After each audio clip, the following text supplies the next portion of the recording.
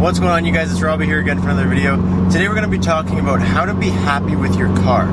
Meaning, not necessarily how to be happy with a car that you want, or a car that, like how to be happy with what you have, or how to be happy with what you're about to get and not, kill it for yourself by the time you get it and you're already unhappy with it because you set your expectations so high. So first and foremost, you cannot obsess about your car.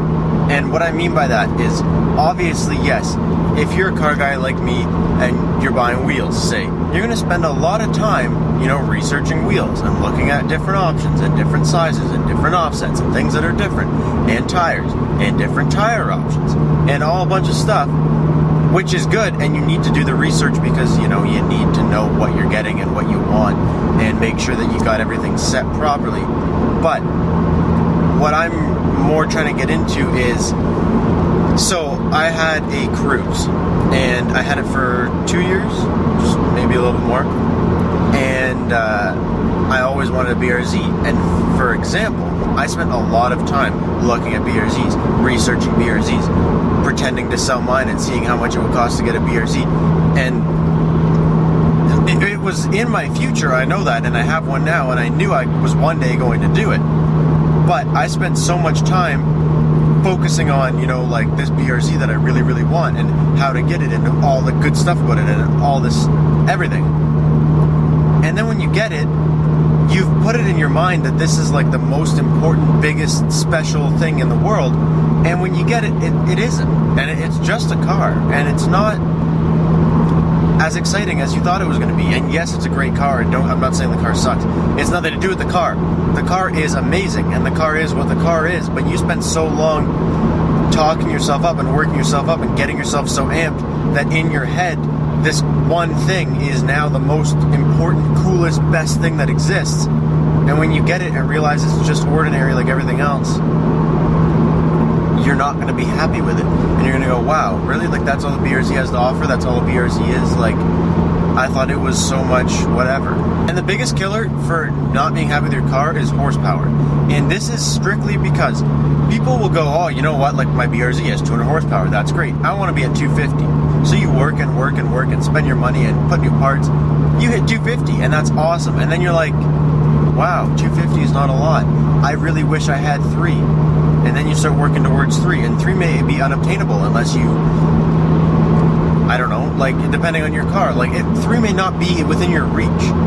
And now you're unhappy with your car because it doesn't have 300 horsepower. Meanwhile, if you had stopped at 250, like you said, you might have been happy. But if you had never even touched it, you still might have been happy.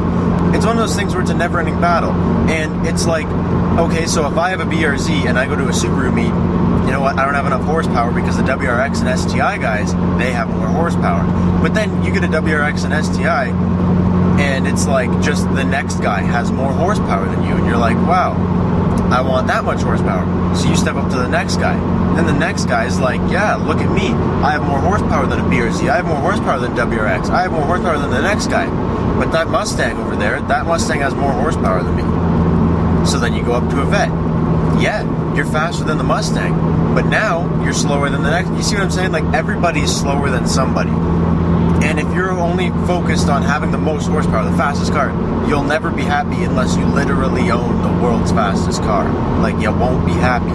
And even if you own the world's fastest car, then you can't, like, compete because you just dust everybody. And it's like, thanks, guys. My main thing on the first point is do not obsess. Because when you obsess, you get in your head that it's better than it is, or it's more important than it is, or it's cooler, but, like, it's not, and it won't be. And when you get it, you may not be as happy as you wanted to be with the final product, or that part, or the horsepower numbers, or whatever it is. For example, when I buy wheels, I don't go, okay, let's see what these guys have on their BRZs, or go to car shows and see wheels. I just go and I do my research, wheel company research, and I see what wheels are out there, what my options are, what kind of tires fit on those wheels, where I can get those wheels, how good of a price can I get on those wheels. I don't look at anybody else's car. I don't do anything else to be like anybody, to do the same as anybody. It doesn't matter even if you do it to be the same as anybody, but I do it for me. And I do it because that's what I want. And I bought these wheels, and I've never seen them on a car at all, ever. And I bought these wheels because I figured they would look good. And I'm pleased with them, and I think they do look good. But I did that for myself. I did that because I liked the wheels, not because they were the most popular wheels, or someone said you should get these wheels, RPF ones, biggest thing. You should get RPF ones, they're the best. But they're the best, sure. Do I want RPF ones? Not really. Would I have been happy with them? I mean, they would have looked good, but everybody else has them. So what's the point? There's always going to be that little thing where if you didn't do it for yourself, or you're not making yourself happy in doing it, just don't do it, because you're not going to end up liking the result. And that goes back to what I've always said. If it's not going to make you happy, don't do it, because it flat out, it explains itself. If buying a BRZ wasn't going to make me happy, but you know it's a popular tuner car and I want a tuner car, then what the hell's the point? Do what makes you happy, guys, or you'll never be happy. If Enki RPF 1s are what makes you happy, I know people that's what makes them happy, then do it, because that's going to make you happy. If Michelin Super Sports are what going to make you happy, then do it, because that's what's going to make you happy. But it's not always about being the best, or having the exact same stuff, or having what's the best stuff. It's about what you like. And if I like the wheels that are on my car, so everybody knows, not one person said anything bad about these wheels. Everybody's actually told me they're really nice and really cool. It's just an example, because it's one of the few things I've done to the car yet, and it's one thing that most people do to their car if they're at any point a car enthusiast, even if it's like a boring cruise. Like, you still get wheels for it, it still looks cool.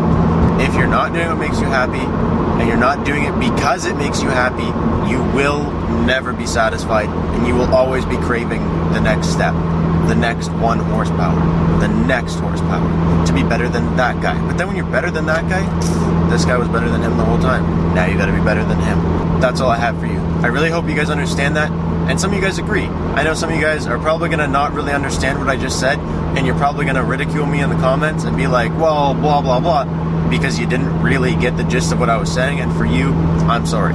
But for everybody else that got that, I hope you're on the same page. So thank you guys so much for watching, and I'll catch you in the next one. Peace out, guys.